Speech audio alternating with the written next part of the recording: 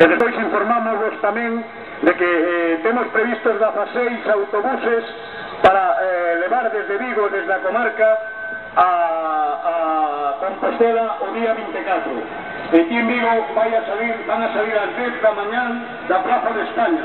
Podedes apuntarvos nos locais da CGT, en Esquerda Unida, nos locales do Sindicato Ferroviario, da CUT.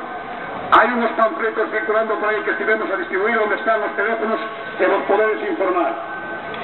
Tamén das distintas comarcas van a salir autobuses de Ponteareas, do Valmiñor, do Baixo Miño, de Mirondela, de Tomorrazo, de Pontevedra.